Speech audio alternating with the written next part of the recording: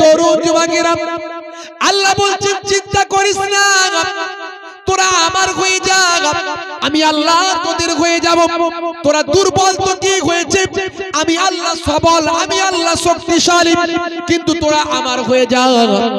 সেক্ষেত্রে দেখা যায় আমরা আল্লাহর হতে পারছি না, আমরা নামাজ ছেড়ে দিয়েছি, আমরা আল্লাহর নির্দেশ ভুলে গেছি, আমরা নবীর সুন্নত ছেড়ে দিয়েছি, আমরা ভাইয়ে ভাইয়ে মারপিট করছি, দাঙ্গা হাঙ্গামা করছি, এক মুসলমান আর এক কলেমার ভাইকে রেহাই করছি না, এক কলেমার ভাই যদি অন্যায় করে আর এক কলেমার ভাই তাকে ক্ষমা করছি না। এই যে আমার ক্ষমার আদর্শ, দয়ার আদর্শ, রহমের আদর্শ, সবরের আদর্শ আমাদের কাছ থেকে নবীর তালিকা হারিয়ে গেছে।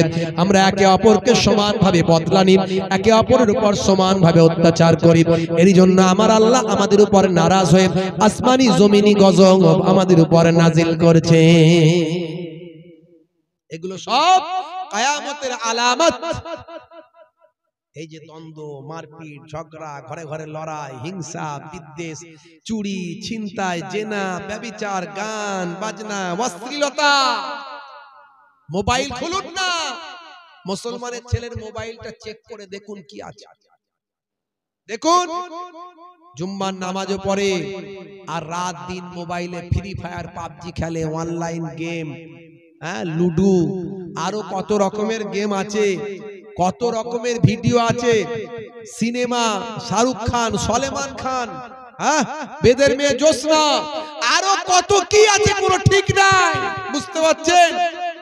হাই রে হাই, হে যুবক, তোমার মোবাইলে কোরআনের অ্যাপটা নাই, কোরআনের অ্যাপটা ডাউনলোড করতে পারলে না, তোমার মোবাইলে একটা দয়ার নবীর জীবনী ডাউনলোড করতে পারলে না, তোমার মোবাইলে একটা নামাজের অ্যাপ ডাউনলোড করতে পারলে না, খালি তুমি ওই হাস্য কৌতুক দেখলে আর হাহা করে হাসলে, স্বামী স্ত্রী দুজন মিলে দেখলে আর হাহা করে হাসলে, আনন্দ ফুর্তি করে দিন কাটিয়ে দিলে, ওই মোবাইলটা তুমি মারা যাবে। ওই মোবাইলে তুমি হাস্য কৌতুক শেয়ার করেছো, ওই মোবাইলে তুমি নিজের ফটো শেয়ার করেছো, ওই মোবাইলে তুমি অশ্লীল ভিডিও শেয়ার করেছো, ওই মোবাইলে তুমি গান বাজনা শেয়ার করেছো, ওই মোবাইলে তুমি শাহরুখ খান, সলেমান খান শেয়ার করেছো। তুমি মরে যাবে, ওই শাহরুখ খান, সলেমান খান লোকে দেখবে, তাদের গান অশ্লীল ভিডিও দেখবে, যত দেখবে তুমি শেয়ার করেছো, তোমার কবরে তত গুনাহ যাবে, তত আযাব বাড়বে।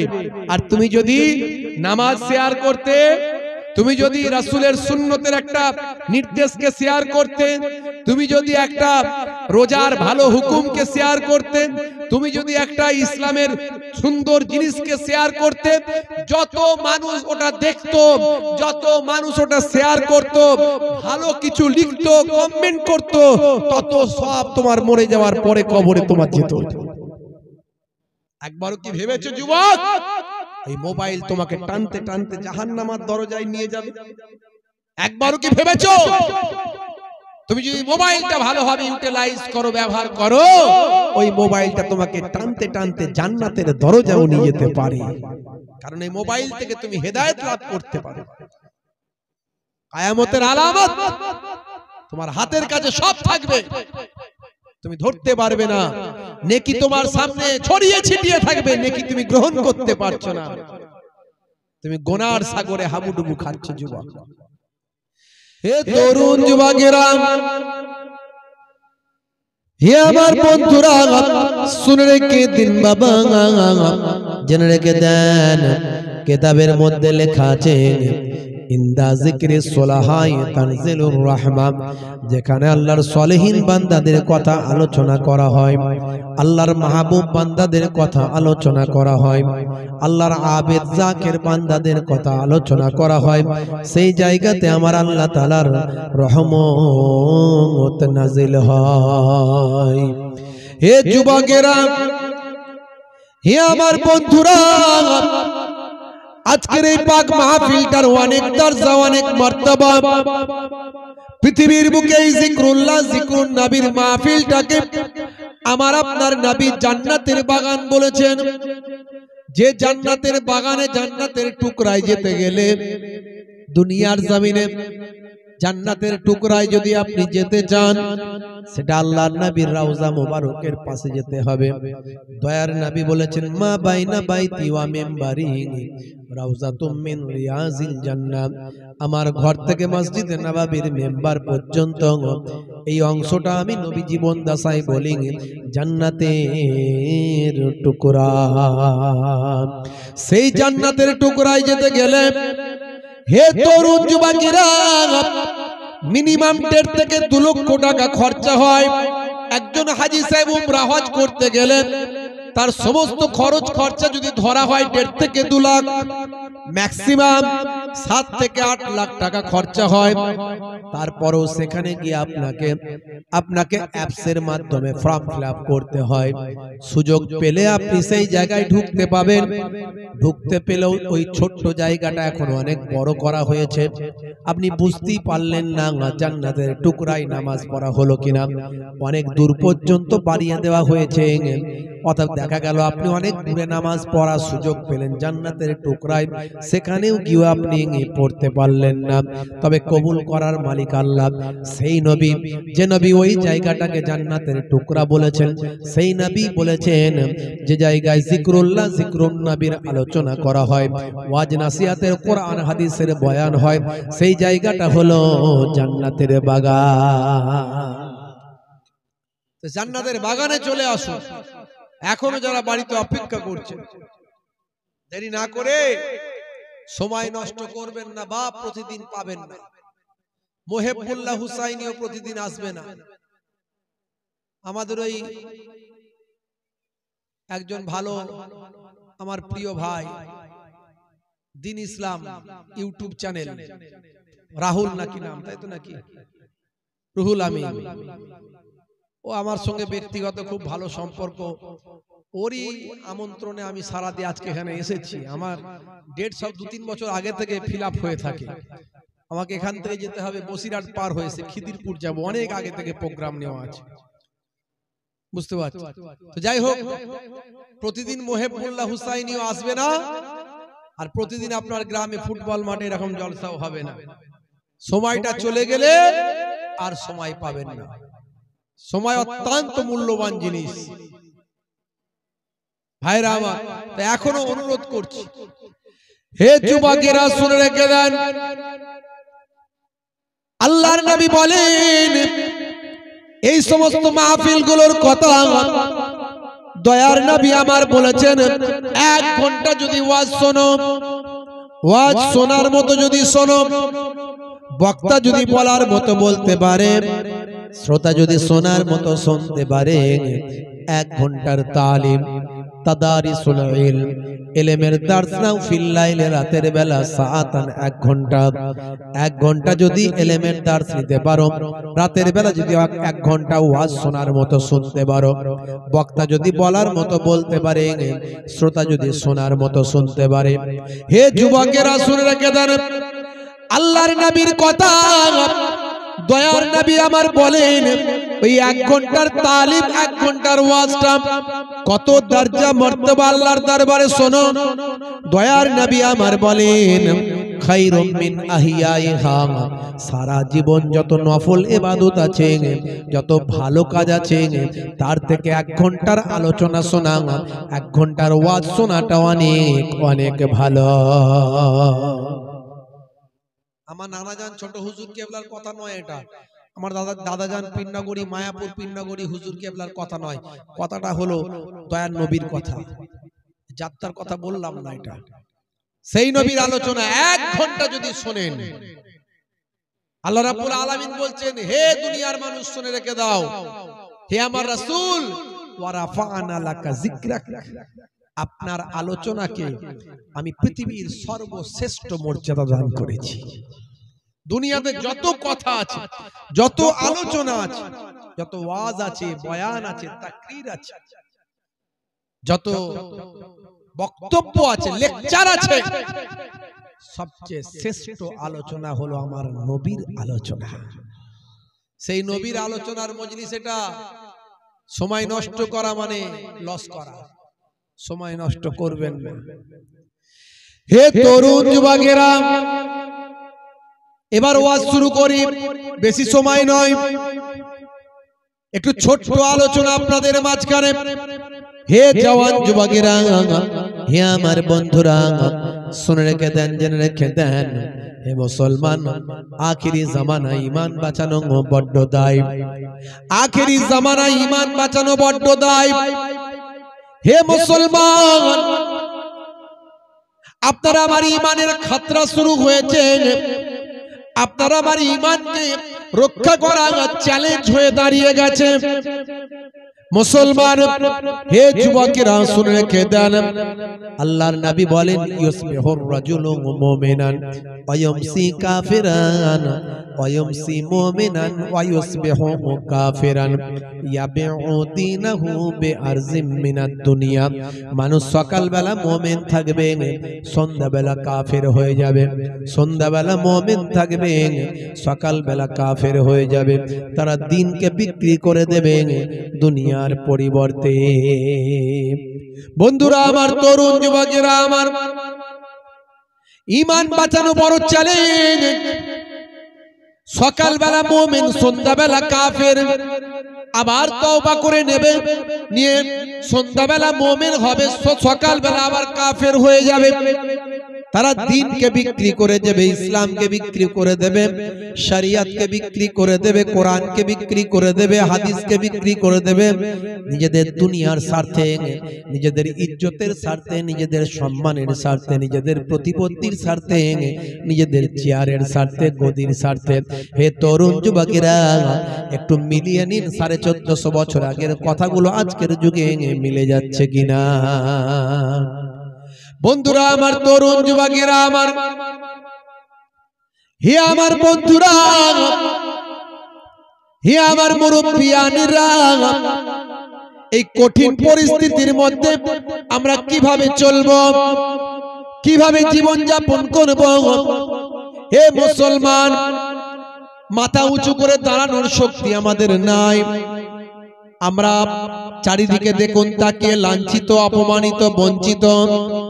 চারিদিকে তাকিয়ে দেখুন আমরা কোন জায়গায় পৌঁছে গেছি। মুসলমান, একটুখানি ভাবুন, শুধুমাত্র আল্লাহ এবং রাসূলের নির্দেশকে অমান্য করার কারণে মুসলমান আজকে বেশ অসম্মানিত হচ্ছে, বেইজ্জতি হচ্ছে। মুসলমান আজকে মার খাচ্ছে, লজ্জিত হচ্ছে। তার কারণ হলো শুধু কেবলমাত্র আল্লাহ এবং রাসূলের নির্দেশকে অমান্য করার কারণে। বন্ধুরা আমার, তরুণ যুবকেরা আমার, হে আমার মুরব্বিয়ানেরা, আল্লাহ বলছেন, বান্দারে, তোমাদের উচিত আমি আল্লাহ আমার ইবাদত করা। এই সমস্যা থেকে বাঁচতে পারবে, এই বিপদ থেকে উদ্ধার হতে পারবে, কি করতে হবে? হে দুনিয়ার মানুষ, শুনে রেখে দাও, তোমাদের উচিত ফালিয়াবুদু রাব্ব হাযাল বাইত আল্লাযী আত'আমাহুম মিন জু' ওয়া আমানাহুম মিন খাউফ। তোমাদের উচিত আমি আল্লাহ আমার ইবাদত করা। এই কাবা ঘরের যিনি মালিক, সে আমি আল্লাহ আমার ইবাদত করা। আমি তোমাদের ক্ষুধা লাগলে খাওয়াই, আর তোমরা যখন ভয় পাবে, ভীত হবে, হেফাজতের দায়িত্বটা আমি আল্লাহ নিয়েছি। আমি আল্লাহ হেফাজত করে দিতাই। আমরা ভয় পেলে হেফাজত করবেন কে? আল্লাহ। আর আমরা ক্ষুধা পেলে আমাদের খাওয়াবেন কে? আল্লাহ। এই বিশ্বাস যদি আমাদের থাকে, ক্ষুধা লাগলে কে খাওয়ায়? একজন বলছে, হুজুর, জাস্ট এক্সাম্পল, বলছে, হুজুর আমার বউ খাওয়ায়। আমি সর্বনাশ করেছি। ক্ষুধা লাগলে বউ খাওয়ায় মানে?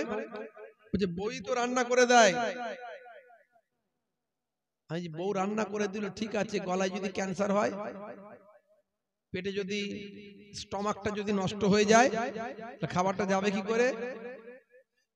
তাহলে যাবে না। এই যে ভিতর পর্যন্ত খাবারটা দিচ্ছেন, পৌঁছাচ্ছেন, হজম শক্তি হচ্ছে, কে করছে? বলে আল্লাহ। ওটাই তো বলতে চাইছি, ক্ষুধা লাগলে আল্লাহ খাওয়ায়। আর ভয় পেলে, আপনি ভয় পেয়ে গেছেন, কিন্তু আল্লাহ ঠিক ভয়টা আস্তে আস্তে কাটিয়ে দিচ্ছেন। চিন্তা নাই, আপনি যদি আল্লাহর হয়ে যান, আল্লাহ আপনার হয়ে যাবে। মাল্লাহুল মাওলা ফালাহুল কুল। বান্দা যখন আল্লাহর হয়ে যায়, কুল মাখলুকাত তার গোলাম হয়ে যায়।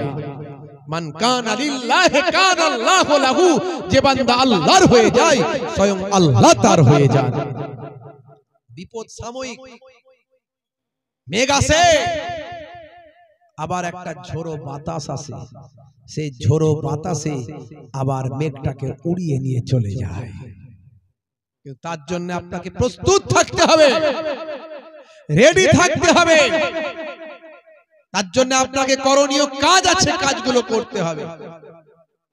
মুসলমান মার খাচ্ছেন, অত্যাচারিত হচ্ছেন, বঞ্চিত হচ্ছেন, লাঞ্ছিত হচ্ছেন, কিন্তু আমরা কাজটা কি করছি একবারও কি বুঝে দেখেছি? আমরা কি কাজটা করছি একবারও কি ভেবে দেখেছি? আলেমে আলেমে দ্বন্দ্ব, বক্তায় বক্তায় লড়াই, হ্যাঁ, হুজুরে হুজুরে দ্বন্দ্ব। একটা এলাকায় 10টা মুসলমানদের নেতা, এ ওর বিরুদ্ধে, ওর বিরুদ্ধে, সাধারণ মানুষ বিভাজন। 100টা লোক থাকলে সেখানে 10টা দলের লোক হয়ে গেছে। মার আমরা খাবো না তো কে খাবে বলেন? ভাইরা আমার, তরুণ যুবকেরা আমার, মুরব্বিয়ানেরা আমার, বলতেও খারাপ লাগছে, না বলেও পারি না, ভাবি বলবো না, কি করব। আপনারা দেখেছেন ইন্টারনেটে ভাইরাল, রেজাউল ইসলাম নামে একটা ছেলে, সম্ভবত কলকাতায় আলিয়ায় পড়াশোনা করে বা কিছু একটা, সে বাড়ি থেকে আসছিল বা বাড়ি ফিরছিল, রানাঘাট লোকাল এক্সপ্রেসে চেপেছিল। আপনারা দেখেছেন তাকে রাস্তায়, ট্রেনের মধ্যে 10-12 জন উগ্রবাদী, তারা বাংলাদেশি দাড়িওয়ালা টুপিওয়ালা, টুপিকে ফেলে দিয়ে পায়ে করে নাকি মারিয়েছে। তার বিবৃতি শুনলাম, যেটা ইন্টারনেটে যেটা শুনলাম, টুপিকে অপমান করেছে, পায়ে করে মারিয়েছে। তোরা বাংলাদেশ থেকে এসে ভারতটাকে দখল করে নিবি, এই রকম বক্তব্য দিয়েছে। সে তখন বলেছে, দেখুন ভাই, আপনিও ভারতীয় নাগরিক, আমিও ভারতীয় নাগরিক, আমার যতটুকু অধিকার আছে আপনারও ততটুকু অধিকার আছে। একথা বলার পরে তারা রে রে করে তারা তাকে মারধর, ঘুষি, চুল ছিঁড়ে দেওয়া, দাড়ি ছিঁড়ে দেওয়া, এই যে ঘটনাগুলো ঘটছে একটার পর একটা। এ তো উত্তরপ্রদেশে ছিল, ইউপিতে ছিল। যোগীজি বলেছিল মুসলিম নারীদেরকে কবর থেকে তুলে ধর্ষণ করো, তার ইফেক্ট ইউপিতে পড়েছিল। কিন্তু ওয়েস্ট বেঙ্গলে সব কি হচ্ছে? এর দায় কার? দায় কে নেবে? আমরা, এটা বসিরহাটের মুফতি সাহেবের লোক, ওটা বসিরহাটের হাজী সাহেবের লোক, ওটা ফুরফুরার আব্বাস সিদ্দিকী ভাইজানের লোক, ওটা ফুরফুরার সাফেরি সিদ্দিকী ভাইজানের লোক, ওটা অমুক মৌলানা সাহেবের লোক, এটা মোহেবুল্লাহ হুসাইনির লোক, ওটা আপনার বসিরহাটের মুফতি সাহেবের মৌলানা সাহেবের লোক, ওটা অমুক জায়গার লোক, ওটা দেওবন্দীদের লোক, ওটা বেরলেবিদের লোক, ওটা আহলে হাদিসদের লোক। আমরা এই করে করে নিজেদেরকে ভাগ করে নিয়েছি। যখন দাড়ি আর টুপিটা ধরে মারছে তখন দেখছে না যেটা মোহেবুল্লাহ হুসাইনির লোক, ও দেখছে দাড়িওয়ালা টুপিওয়ালা। এটা কারা করছে এগুলো? আমি আবারও বলছি, এটা হিন্দুরা করেনি, এটা হিন্দুরা করেনি। কারণ তার বক্তব্য আজকে আমি শুনলাম, সেখানে অন্তত পুরো ট্রেনের বগিটা ভর্তি ছিল, 10 থেকে 12 জন 14 জন এরকম করছে। পুরো ট্রেনের বগির মানুষ কেউ কিছু বলতে পারছে না, তারা ভীত সন্ত্রস্ত। এই ব্যক্তিটাকে, রেজাউল ইসলামকে মেয়ে মারধর করে তাকে কেউ কেউ বলছে ট্রেন থেকে ছুঁড়ে ফেলে দেব। পশ্চিমবঙ্গের জমিন, এত বড় পাপের বেটা হয়ে যাওনি, একটা মুসলিম ছেলেকে ট্রেন থেকে ছুঁড়ে ফেলে দেবে আর তুমি রেহাই পেয়ে যাবে। এখনো এই দেশের প্রশাসন আছে, এই রাজ্যের এখনো সরকার আছে, প্রশাসন আছে, আইন আছে, পুলিশ আছে। অতটা সহজ নয়। কিন্তু দুর্ভাগ্য আজকে মুসলমান আমরা নিজের দোষে নিজেরা মার খাচ্ছি, নিজেরা বিভাজন, নিজেদের মধ্যে ঐক্য নাই। এই ঘটনাটা ঘটিয়েছে 10-12 জন উগ্রবাদী। এটা হিন্দু নয়, আমার হিন্দু ভাইদের সঙ্গে আমার অনেক ভালো সম্পর্ক। শেষে রেজাউল ইসলাম বলেছে তাকে ছুঁড়ে ফেলে দিতে যাচ্ছিল ট্রেন থেকে, কিন্তু একজন হিন্দু ভাই তাকে আকার করে ধরে রেখে ওই হিন্দু ভাই তাকে বাঁচিয়েছে। তাহলে এই ঘটনাটা ঘটিয়েছে কে? কোন হিন্দু নয়, বরং একজন হিন্দু ভাই বাঁচালো। আর হিন্দু নামের কলঙ্ক, উগ্রপন্থী, উগ্রবাদী, তারা এই ঘটনাটা ঘটিয়েছে। এই উগ্রবাদীদের থেকে রেহাই পাবেন কি করে? দলবাজি করলে এটা ওই হুজুরের লোক, ওটা ওই হুজুরের লোক। আমি ইন্টারনেটে প্রতিবাদ করেছি, আমি পোস্ট করেছি ইন্টারনেটে, আমাকে অনেকে মেসেজ করছে, হুজুর আপনি কোন রেজাউল ইসলামের নিয়ে আপনি পোস্ট করছেন? ওর তো মার খাওয়ারই কপাল। কেন রে ভাই? বলছো কিছুদিন আগে আমাদের ফুরফুরা শরীফের হুজুরদ্দিন নিয়ে গালাগালি করেছে। আমি জানি না কতটা সত্য কতটা মিথ্যা, আমার কাছে পাঠিয়েছে। দুর্ভাগ্য, আমি অবাক হয়ে যাই যদি এটা সত্য হয়ে থাকে। দুর্ভাগ্য, আমরা আজকে এই হুজুরের লোক হয়ে ওই হুজুরকে গালাগালি করছি, ওই হুজুরের লোক হয়ে ওই হুজুরকে গালাগালি করছি। একবারও ভাবছি না আমি বিপদে পড়লে আমার ওই ভাই পাশে দাঁড়াবে না। আজ থেকে বন্ধ করুন এগুলো। ইন্টারনেটের মাধ্যমে আমি মেসেজ দিচ্ছি, আপনার হতে পারে আপনি মোহেবুল্লাহ হুসাইনিকে ভালোবাসেন, অমুক হুজুরকে ভালোবাসেন না, সেটা নিজে বুকে রাখুন। আপনি ওই হুজুরের ভক্ত, আপনি এদের ভালোবাসেন না, সেটা বুকে রাখুন। সেটা ইন্টারনেটে গিয়ে, সোশ্যাল মিডিয়ায় গিয়ে আপনি নিজেদের মধ্যে দলাদলি, বিভেদ, এ দেওবন্দি ও বেরলভী ও আহলে হাদিস ও ফুরফুরা ও তাবলীগ ও বসিরহাটের মুফতি সাহেবদের লোক, ও আমুকের লোক, ওই পীর সাহেব, ওই হুজুর সাহেবের লোক, বুকে রাখুন। দেওয়ালে পিঠ থেকে গেছে, ভেবেছিলাম বলবো না, এসব কথা বলতে ভালোও লাগে না, কিন্তু নিরুপায় হয়ে এই মেসেজটা দিচ্ছি। সময় কিন্তু এমন জায়গায় পৌঁছে গেছে, আপনিও ট্রেনের ভিতর মার খাবেন, অন্য মুসলমান প্রতিবাদ করার আগে বলবে ও তো অমুক হুজুরের লোক হয়ে অমুক জনকে গালাগালি করেছিল, আমি প্রতিবাদে নাই। এটা কিন্তু মাথায় রাখবেন, এটা কিন্তু মাথায় রাখবেন, সাবধান হয়ে যান মুসলমান। কারণ উগ্রবাদীরা তারা কিন্তু মাথা চারা দিচ্ছে। আগামী দিন ইউপি বিহারের মতো অবস্থা পশ্চিমবঙ্গের জমিনে হতে যাচ্ছে। এখনো যদি সাবধান না হন, হে মুসলমান যুবকেরা, তোমরা ইসলামের জন্য, দ্বীনের জন্য, তোমরা আল্লাহর জন্য, রাসূলের জন্য যদি ঐক্যবদ্ধ না হয়ে অন্যায়ের বিরুদ্ধে প্রতিবাদ না করো, তাহলে আগামী দিন কঠিন সমস্যার মধ্যে তোমাদের পড়তে হবে। এটা মাথায় রাখবে। এই জন্য আল্লাহ বলছেন, বান্দা আমি তোমাদেরকে খাওয়াই, আর ক্ষুধা লাগলে আমি তোমাদের খাওয়াই, ভয় পেলে আমি তোমাদের হেফাজত করি। ওরে বান্দা, তোরা আমার ইবাদত কর, তোরা আমার ইবাদত কর, আমি আল্লাহ তোদের হয়ে যাব। জোরে বলুন সুবহানাল্লাহ। হে তরুণ যুবকেরা, হে আমার বন্ধুরা, শুনে রেখে দিন বাবা, জেনে রেখে দেন, হে মুসলমান, আপনাকে আমাকে ভাবতে হবে, আখিরি জামানায় ঈমান বাঁচাতে হবে। হে মুসলমান, আপনি যে পীর সাহেবেরই ভক্ত হন না কেন, যে মাওলানা সাহেবেরই ভক্ত হন না কেন, যে মুফতি সাহেবের ভক্ত হন না কেন, সবাই কিন্তু ইসলামের জন্য এক, কালেমার জন্য এক, নামাজের জন্য এক, নবীর জন্য এক। এবং কোন মুসলমান যদি বিপদে পড়ে, আপনি তার পাশে দাঁড়াবেন। কারণ ইন্নামাল মুমিনুনা ইখওয়াত, মুমিনরা হলো একে অপরের ভাই, আল্লাহর কোরআন বলে দিয়েছে। হে তরুণ যুবকেরা, হে আমার বন্ধুরা, আল্লাহ বলছেন, বান্দারে তোরা আমার হয়ে যা, আমি আল্লাহ তোদের হয়ে যাব। মাল্লাহুল মাওলা ফালাহুল কুল, বান্দা যখন আল্লাহর হয়ে যায়, কুল মাখলুকাত তার গোলাম হয়ে যায়।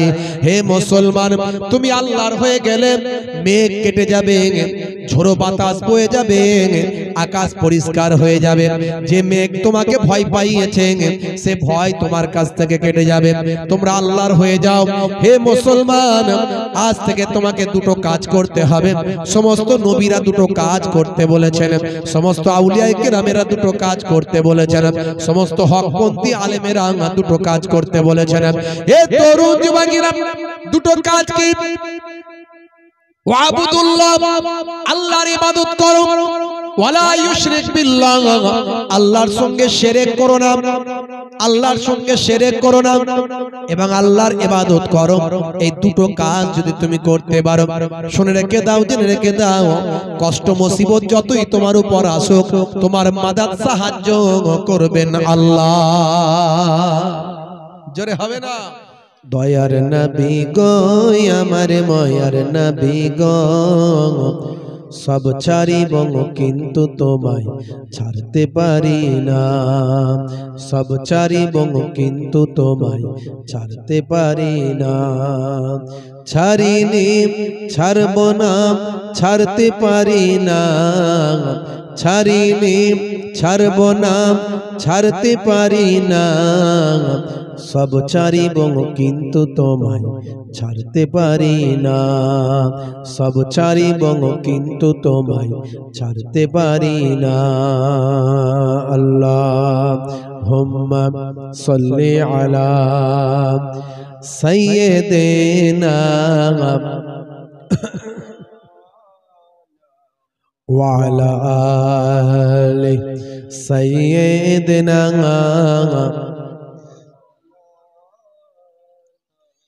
मेरा नबी सबसे बड़ा सब नबियों पर रहमतुल लिल आलमीन भेजा है परवर। मेरा नबी सबसे बड़ा सब नबियों पर रहमतुल लिल आलमीन भेजा है परवर। सब ছাড়িব কিন্তু তোমায় ছাড়তে পারি না, সব ছাড়িব কিন্তু তোমায় ছাড়তে পারি না। ছাড়িনি, ছাড়ব না, ছাড়তে পারি না, সব ছাড়িব কিন্তু তোমায় ছাড়তে পারি না। আল্লাহুম্মা সাল্লি আলা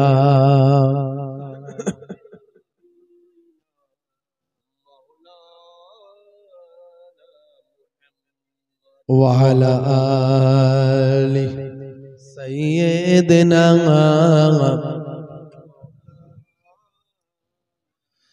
বারোই রবিউল আউয়ালে রহমত ওয়ালা নবী এলো রে, সাফাআতের তাজ পরে জমিনে বরকত ওয়ালা নবী এলো রে। এলো রে ভাই এলো রে, এলো রে ভাই এলো রে, কাউসার কাউসার ওয়ালা নবী এলো রে।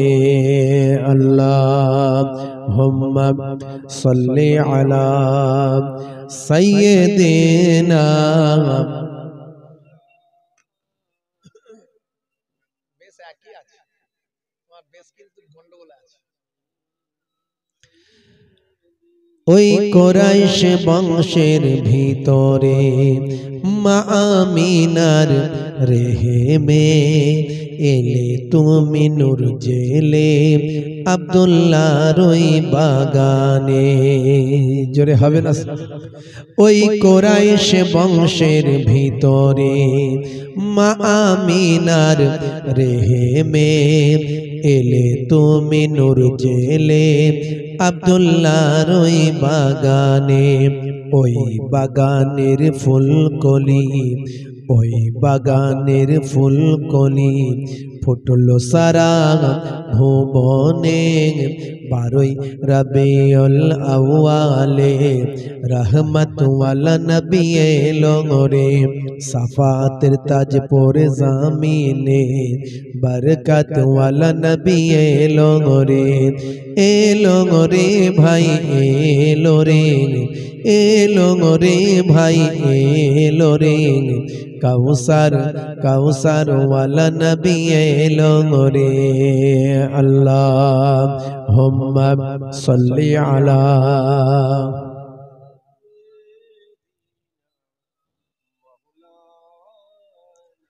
ওয়ালা আলি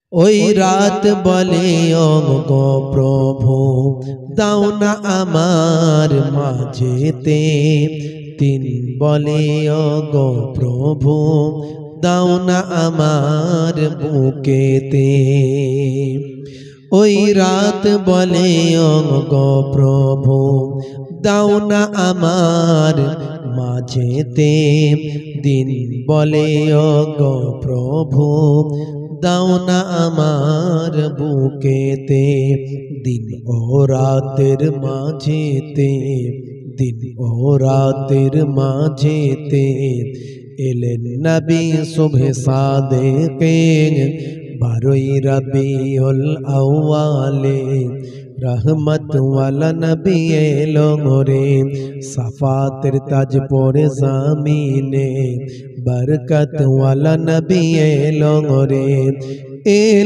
রে ভাই এলো রে ভাই এলো রে কাউসার ওয়ালা নবী এলো রে আল্লাহুম্মা সাল্লি আলা সাইয়্যিদিনা ওয়া আলা আলি